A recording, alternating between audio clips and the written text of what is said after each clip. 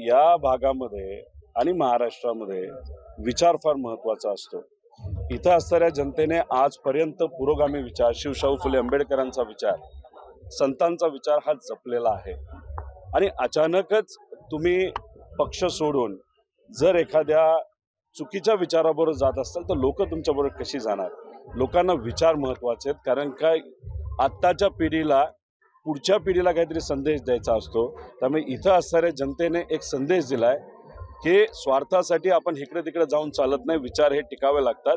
त्यामुळे इथं जो विजय झालाय तो विचाराचा झालाय आणि तो कुणी केला असेल तर इथं असणाऱ्या मतदारांनी। बारामतीची लढाई शरद पवारांच्या राष्ट्रवादीनं अर्थात सुप्रिया सुळेंनी जिंकली आहे। त्यानंतर आता प्रश्न उपस्थित होतोय की बारामतीचा आमदार कोण असणार? राष्ट्रवादी विरुद्ध राष्ट्रवादी ही लोकसभेत झालेली लढाई विधानसभेतही पाहायला मिळणार आहे।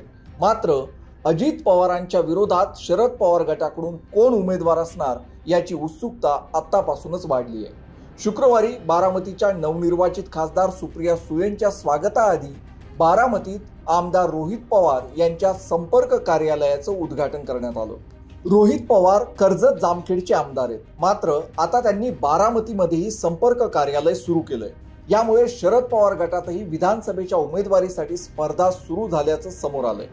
लोकसभेच्या प्रचारादरम्यान अजित पवारांचे धाकटे बंधू श्रीनिवास पवार आणि त्यांचं संपूर्ण कुटुंब सुप्रिया सुळेंचा प्रचार करताना दिसलं। अजित पवारांचे पुतणे युगेंद्र पवार यांचं मतदारसंघामध्ये भावी आमदार म्हणून बॅनरही झळकले।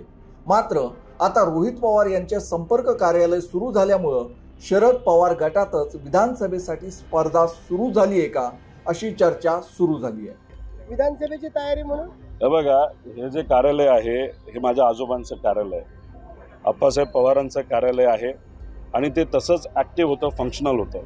पण जेव्हा या भागामध्ये मी फिरत होतो, काही युवक मला जे भेटले त्यांनी सांगितलं की कुठेतरी कधी आमदाराचं पत्र आम्हाला लागतं, ज्याच्यामध्ये आरोग्याचा प्रश्न असतो, नाही तर सरकारी एखादी गोष्ट।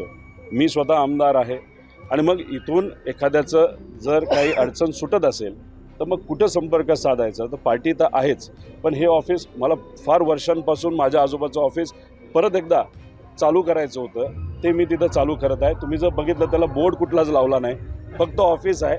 जर छोट्या मोठ्या कोणाच्या अडचणी असतील त्या इथून सुटत असतील तर त्याला काय हरकत आहे असं माझं मत आहे। लोकसभा निवडणुकीत अजित पवारांच्या पत्नी सुनेत्रा पवारांचा पराभव झाला।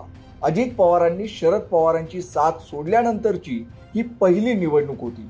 या निवडणुकीत रोहित पवार हे सक्रिय सहभागी झाले होते। अजित पवारांच्या कार्यकर्त्यांकडून मतदारसंघात पैसे वाटप होत असल्याचाही त्यांनी आरोप केला। रोहित पवारांकडून आक्रमक हल्लाबोल यावेळी अजित पवारांवर करण्यात आला। तर श्रीनिवास पवार आणि त्यांचे पुत्र बारामती कुस्तीगीर संघटनेचे अध्यक्ष युगेंद्र पवार हे कॉर्नर सभा गावोगावी भेटीगाठी घेत प्रचार करत होते। तेव्हा आगामी विधानसभेत युगेंद्र पवार हेच बारामतीचे उमेदवार असणार अशी चर्चा सुरू झाली होती। तुम्हाला स्पष्टपणे सांगतो, रोहित पवार बारामतीतून उभा राहणार नाही म्हणजे नाही। कर्जत जामखेडला मी सोडू शकत नाही, कारण त्यांनी मला आशीर्वाद दिलाय, त्यांनी मला ओळख दिलेली आहे, त्यांनी मला तिथं संघर्ष कसा करायचा ते शिकवलेलं आहे। त्यामुळे मी कर्जत जामखेडला सोडू शकत नाही, पण इथं योग्य असा उमेदवार पवारसाहेब नक्कीच देतील एवढं इथं सांगतो। रोहित पवारांच्या संपर्क कार्यालय उद्घाटन सोहळ्यात युगेंद्र पवार यांची असलेली अनुपस्थिती यावरून शरद पवार गटातच बारामती विधानसभेवरून अंतर्गत स्पर्धा सुरू झाली का असा प्रश्न उपस्थित होतोय। या संबंधीच्या अधिक बातम्यांसाठी MyMahangar.com ला व्हिजिट करा। त्यासोबतच अशाच राजकीय व्हिडिओसाठी माय महानगर लाईव्ह या YouTube चॅनलला सबस्क्राईब नक्कीच करा।